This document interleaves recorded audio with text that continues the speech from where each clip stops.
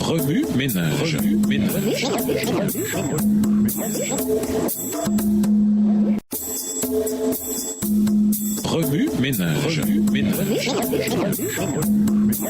Bienvenue dans votre émission Remue-ménage. Noir son de dimanche, intériorisé, souffle, esprit et âme. L'esprit, Ruah, ou le souffle, Nessama, est la force vitale qui rend le corps opérationnel. Ces mots de l'Ancien Testament apparaissent parfois dans un parallélisme synonyme, comme dans Job 27, verset 3. Par exemple, où le mot souffle dans la première ligne est parallèle au mot esprit dans la seconde, Dieu donne le souffle aux habitants de la terre et l'esprit à ceux qui y marchent. Ésaïe 42, verset 5. L'esprit et le souffle se trouvent dans les narines par lesquelles nous respirons. Genèse 2, verset 7, Ésaïe 2, verset 22, Job 27, verset 3. Lorsque Dieu enlève le souffle, les êtres humains meurent et retournent à la poussière. Mais lorsqu'il envoie son esprit, ils sont créés. Psaume 104, les versets 29 et 30.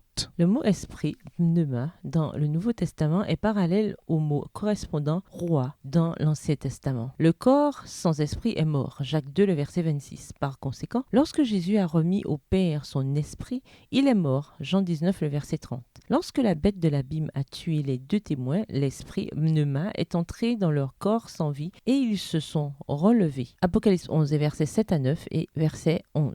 Noé, un mot peu courant dans le Nouveau Testament, acte 17, le verset 25, signifie souffle. Le mot âme, nefesh, dans l'Ancien Testament est traduit par âme, vie et personne. Jacob a emmené 70 personnes en Égypte. Genèse 46, verset 27. La vie de la chair est dans le sang, parce que le sang apporte l'oxygène qui donne la vie à tout le système. Lévitique 17, verset 11. Élie s'est plaint de ce que Jézabel cherchait à lui ôter la vie. 1 Roi 19, verset 10. David a supplié Dieu de délivrer sa vie de l'épée. Psaume 22, verset 21. À la résurrection, Dieu arrachera la vie au pouvoir de la tombe. Psaume 49, verset 16. Le mot âme apparaît 4 fois dans Ézéchiel 18, verset 4. En voici une traduction correcte. Voici toutes les vies sont à moi. La vie du Père comme celle du Fils sont à moi. La personne qui pêche mourra. Traduction littérale. L'âme n'est pas immortelle car elle peut mourir. À la mort, elle ne va pas au ciel, mais descend plutôt dans la tombe ou dans la fosse. Psaume 30, verset 4. Le mot âme, psyché, dans le Nouveau Testament est parallèle à son utilisation dans l'Ancien Testament. Appliqué à la nature de l'homme, ce mot signifie simplement vie ou personne. Paul a assuré aux passagers du navire qui avait fait naufrage que personne ne perdrait la vie. Et les 276 personnes ont toutes survécu. Acte 27, les versets 22 et 37.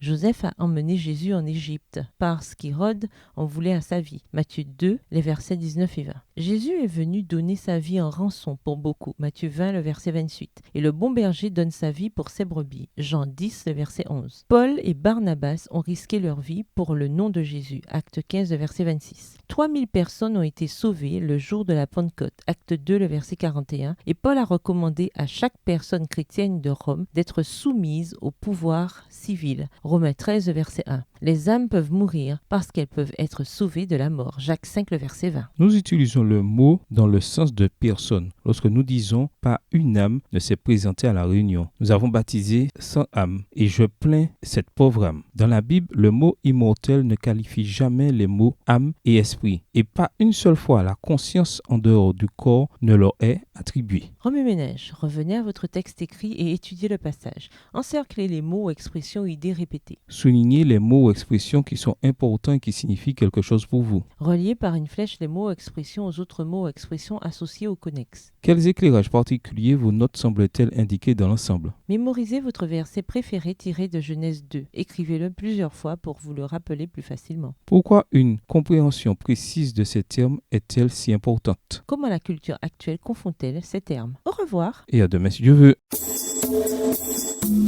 Remue ménage. Remue